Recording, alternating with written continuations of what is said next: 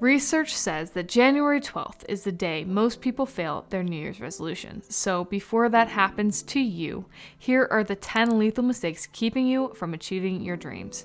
You can consider this a blueprint for setting goals you actually execute. With each mistake, I'll be giving you an action step to move the needle forward and hopefully avoid failing on day 12 of your new goals. This video is slightly longer than my usual, but that's because it's a masterclass on setting goals you actually want to achieve and will follow through on. So if you can't stick around for the full video, I think we might be able to guess this year won't be much different from your last. Don't waste any more of your time thinking about changing. Just get out of here. All right, now that they're gone, here's a $25 gift card to Amazon. I appreciate you guys so much. Thank you for being here. And to motivate you to stay, I'll read another code later in the video. Let's get back to it. You know that achieving any goal requires focus, dedication, and commitment. However, you may still struggle despite putting in what feels like extreme effort, having knowledge and experience in the field, and doing everything in your power to succeed. Certainly, some external factors are beyond our control. They may come crashing into your life and change everything faster than you can scroll to the next TikTok. 2020 has proven that no one is immune from unforeseen circumstances and that self-care and mental health are so important. But what if what's keeping you from your dreams isn't an external force at all? What if you are the biggest factor keeping you from success? It can be difficult to examine your work and discipline with an outside perspective. But if you want to finally break through your barriers, that's exactly what you'll need to do, is reflect honestly. The only reason I know these 10 lethal mistakes is because I've made them myself. I still make them. I've dealt with them over the last 6 years of building my business, of running my own schedule. Just like you, I've struggled and fought these traps on a daily basis. And no matter how many books you've read on the topic, you're here for a reason. You haven't achieved everything you've set out to. Few of us have, but as soon as you learn to reflect, notice, admit, and avoid these mistakes, your journey to success will turn from a constant struggle finally into an exciting adventure. But before we begin, make sure to subscribe if you haven't already. I make videos about health habits and financial freedom, and 2021 is gonna get wild. Let's begin. Number 1, limiting beliefs. There's an old allegory about a baby elephant. You may have heard it, but allow me to indulge in the cliche for a moment. When a baby elephant is tied to a fence post, she tugs and pulls, but fails to break the fence or the rope. Eventually, she gives up and accepts defeat. She accepts that no matter what she does, she'll remain in her current position, her current state. But when she grows into a massive, muscly adult, she could walk away from the fence with the slightest effort, but believing the fence to be this immovable force keeps her there, tied up, completely stuck. Now that is a limiting belief, and I have no doubt that you have some or many limiting beliefs that are holding you back in the same metaphorical fashion, tying you to the fence. Our beliefs place boundaries on our behavior, or at least what we perceive to be reasonable behavior. Not all limiting beliefs are bad. Many keep society moving along peacefully, but an equal amount hold even the best of us back from truly pursuing the life we want. And limiting beliefs have immense power to hold us back, especially because so many of them are linked closely with insecurities and emotional attachments from our past that must be identified and unpacked before we can challenge and move beyond the belief. You can set the most measurable and realistic goal, but if in your core you do not believe you can achieve it, you've already lost. Limiting beliefs are tough to identify, but with dedicated, quiet time to reflect and brainstorm limiting beliefs, it's possible. And that's the first step to rewiring those beliefs. After your honest brainstorm, here's what you're gonna do. Actively imagine a world where your limiting belief, your assumption, is incorrect. What does that look like? Then ask yourself, how is this belief serving me? Write it down. Create alternative beliefs and test them to see if they might be true. There are tons of resources on rewiring limiting beliefs, so we'll move on to number 2, setting unrealistic goals. Dreaming big inspires us and helps us to achieve more, but there's a thin line between big dreams and unrealistic goals. The core of this mistake lies in the misconception of dreaming that eventually forces us to mix up fantasies and real-life opportunities and capabilities. No matter how knowledgeable you are in your industry, it's unlikely you'll build a $100 million company in a year. Possible, but unlikely. The main danger of unrealistic goals is time wasted and, more importantly, their impact on your confidence. Once set, they make you think less of yourself when you cannot achieve those goals. This makes giving up more likely, which deprives you of the chance to live your dream. The action for this one is to use the dream dump section of my first ever digital product, Budge. It's the #1 tool to reverse engineer your goals and not let them budge. The link is in the description. I am super proud of this product. I've been using it myself in a messier form for years, and I've spent months creating the ideal version to make available for you. Now, once you have it, set a timer for 15 minutes and use the dream dump sheet to brainstorm your dreams. Don't prejudge your list. Just put down anything that comes to mind. What dreams do you have? What goals are you obsessed with? If you already set a New Year's resolution without doing this and all the other action steps that are going to come throughout this video, let's just go through the exercises and see what comes to mind. You might be surprised with what you discover about yourself and your goals. On to number 3, expecting fast results. You know that poster, the iceberg one, you know it. I know you do. You've seen it 1,000,001 times, yet you might still be forgetting its principles on a daily basis. Overnight success does not exist. And if you're currently brainstorming to find the exception to that rule, first of all, how predictable are you? And second, stop. Any examples that sprang into your mind of an overnight success? Guess what? That person probably worked tirelessly for years. You just didn't witness it. And third, even if there are a few true exceptions, are you really going to live your life hoping, just kind of crossing your fingers you'll be one of the lucky few? Or are you going to roll up your sleeves and get to work, leaving your fate up to no one but yourself? Decide who you want to be today, and let's move forward in that direction. Because no matter how passionate, knowledgeable, and dedicated you might be, patience is pretty key to success. Let's say you dream of becoming a YouTuber, but right now you have 100 or maybe 300 subscribers. Although the internet is full of misguided stories about how people created viral videos and became famous overnight, 95% of being a content creator is persistent work, experimentation with content, and search for an original idea. Doing that all consistently. Your goal is achievable, but it will likely take you more than a couple months and probably years to succeed. And the action for this one is to consider the 3-year rule. As stated by Matt D'Avella, it's the opposite of instant gratification. It's what happens when you commit to a long-term project or goal. You measure your success based on the next 3 years instead of the next 3 weeks, and you will no longer define yourself by your short-term failures. Look at your dream dump. Which of these goals are you willing to spend 3 years on? Move forward with those. On to setting immeasurable or unspecific goals. Unspecific goals might be even more deceiving than unrealistic ones. Milestones are one of the most critical pieces to achievement. By working toward and tracking milestones, you know when you're on the right track. When goals are unclear and unrecognizable, your road becomes uncertain. Instead of moving straight forward, you start wandering around, risking distraction, and you might eventually find yourself lost. Let's say you set your New Year's resolution as wanting to lose weight. That is the definition of an unspecific goal. You could be down 1 pound tomorrow, next week, or 6 months from now, and will have succeeded, I guess, right? But most of us who want to lose weight would prefer it be more than 1 pound or 2. If you don't set a specific goal, you can't reverse engineer milestones and actions that'll get you there, and you also will have no idea when you've accomplished it. If your goal is a generic to grow an audience online, I doubt you'll make much progress in a year's time. Plus, that's not a goal you can technically control. Make it about input instead of results. How many videos will you post in a year?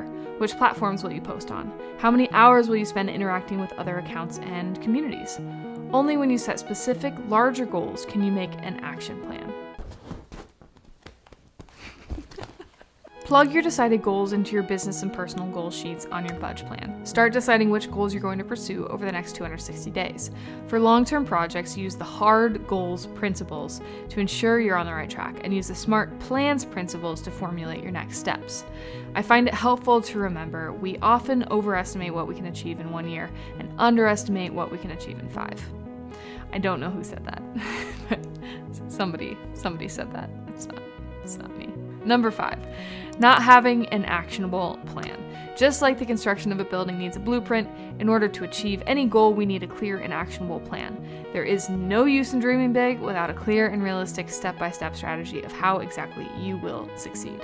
Not only will it give you a clear vision of what actions you need to take next and how much time the overall project will take, but by having everything planned, you have the opportunity to analyze each step, determine what's realistic, learn from mistakes, and systematically evaluate your progress along the way. Without a plan of action, a pipe dream remains just that. Your ambitious goal will remain unrealized. Nothing big happens overnight, just as no long journey is made without consistent small steps. But without a plan, without a map, those consistent steps will still take you in the wrong direction. People often discuss the difference between dreamers and doers. Dreamers stay stuck in the clouds, and doers, well, they do. They act. But shouldn't we strive for a balance? Think bigger, but also understand completely that the tower will never be built without a detailed, plausible blueprint. There's no exact science to distinguish between an unachievable fantasy and a conceptual idea. It is your attitude, dedication, and an ability to pause or take steps back to assess and revise. That's what can turn dreamers into doers.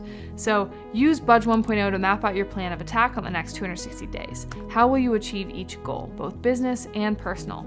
Now, this is my absolute favorite part of this product. I hired someone to build equations into these sheets so you can quickly figure out if you have enough time to complete all your plans. And for so many reasons that I've experimented with and the research that I've done, I use 30 work days or 6 weeks and 100 work days or 20-week distances to set timeframes for important milestones. So you plug in your next steps to the first 30-day period to see if this is a realistic plan. Do you have enough hours in these 6 weeks to accomplish what you've listed out? If not, adjust. If yes, move on and place your long-term projects in the next longer time periods to map out the rest of your year.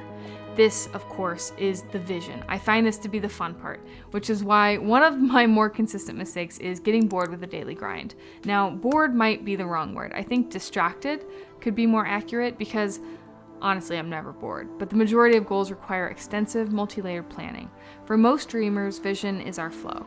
When you're building something out of nothing, though, you're likely to begin the journey by yourself. That means you are not only responsible for the long-term vision, but also the daily details. And even worse than it feeling overwhelming and impossible, you can start to lose interest or get distracted because you're stuck in that beginning phase. Even though I strive to strike a balance, I am by nature a dreamer. I'd rather be in charge of the vision, and I get lost in the minute details.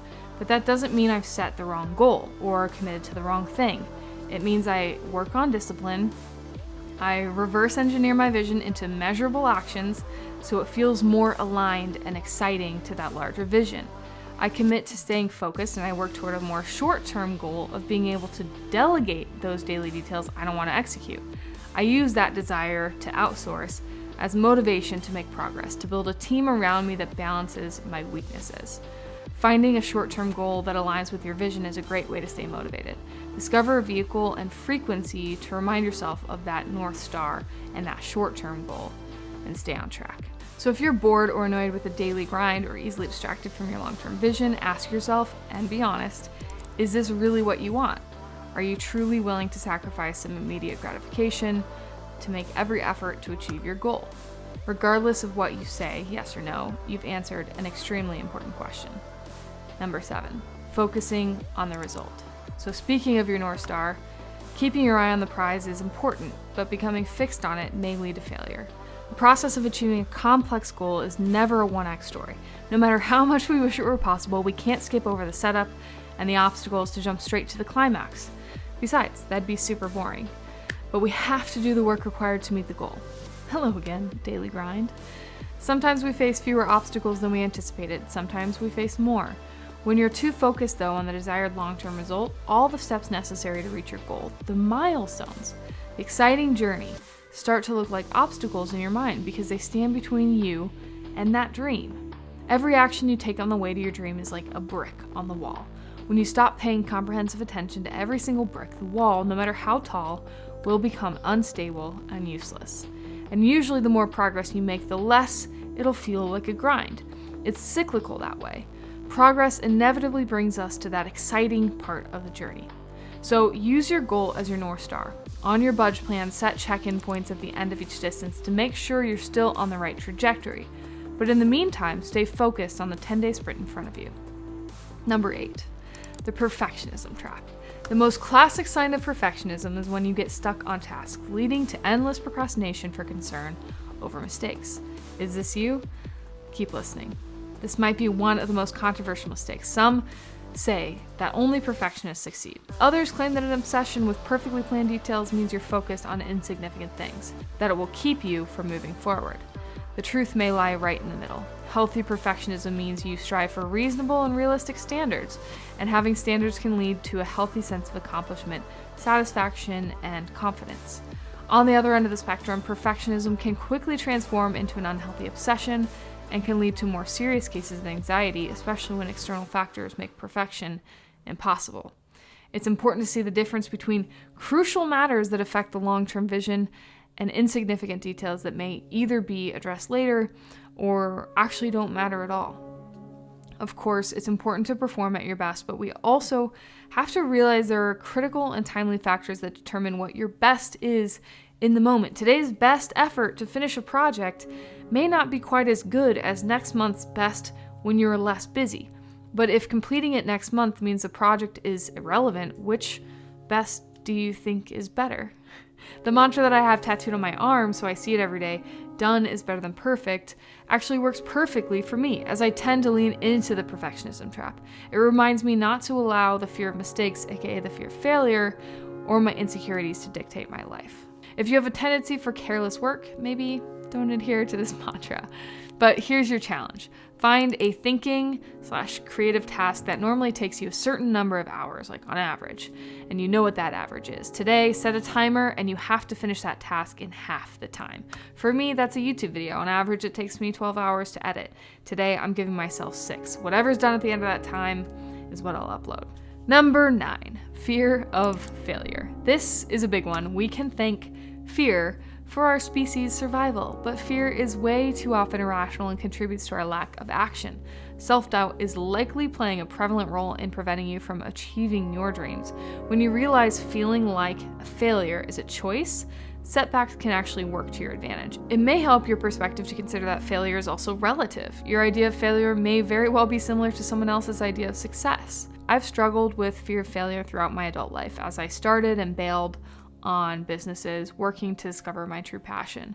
Failure was an unfamiliar feeling for me. I grew up with my identity closely linked to being a confident athlete who didn't experience much failure. After college, there was a point where if I recognized the chance of failing at something, I wouldn't even try it. Does that sound familiar? It might not at first, but if you dig into those buried traumas from your past, you may just find a sign of aticophobia. Yes, there does just so happen to be a fancy word for fear of failure. It isn't something we're born with, it's learned, and it can develop for many reasons. Like I mentioned, traumas. It can be from critical parents to a humiliating event. These emotions can linger for years and decades if they aren't addressed.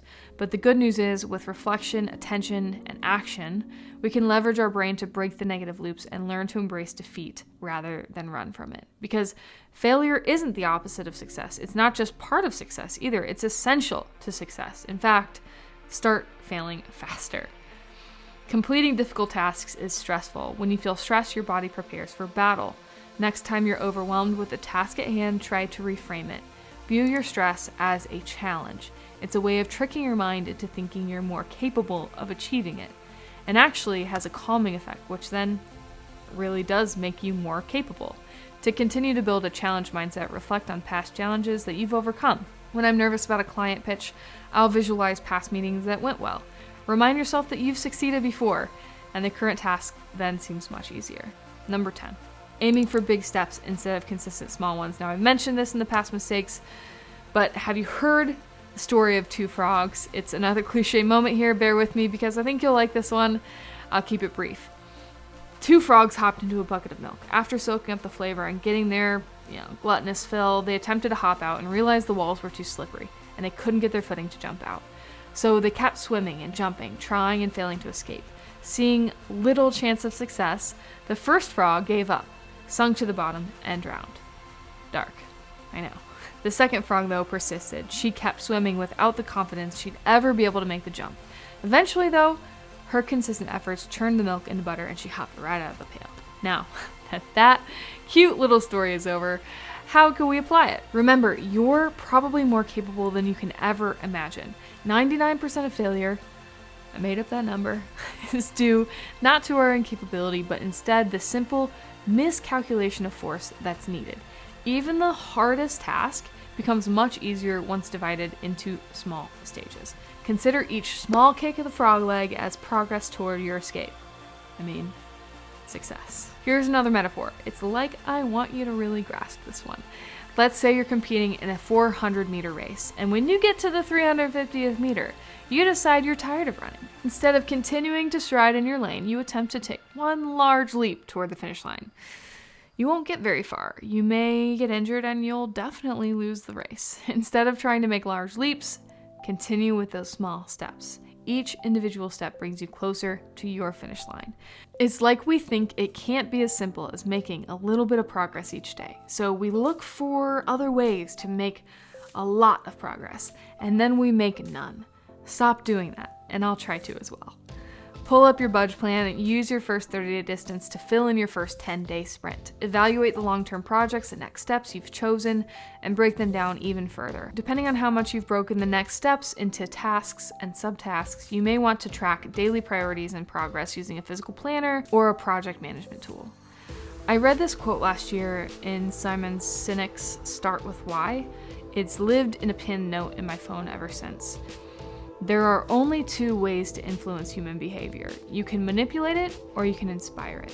And this is true if you're trying to motivate others, but it absolutely applies to self-motivation as well. If you fail to come up with goals that inspire you to do the work, then you've already failed. Humans have a desire to find the hack, the cheat code. Speaking of cheat code, here's a cheat code for Amazon, $25. Again, thanks for being here. Humans have a desire to find the hack, the cheat code, and I can't blame that impulse. We're wired to follow the path of least resistance, but perhaps the ultimate hack to achieving your goals is to remind yourself daily why you want to achieve them. Why does it matter? Why is it relevant to you and to others? Answer that question, build that vision into your workflow, formulate a strategic plan and execute it. Then send me a message a year from now with your results. I can't wait to see what you accomplish and hear about the fun you had. That's it. That's the whole video. If you liked it, like and subscribe, my friends, because it's just gonna help me make more content like this. And you're still here, so you definitely liked it. I'm gonna keep making more, so let's do this together. I'll see you in the next one.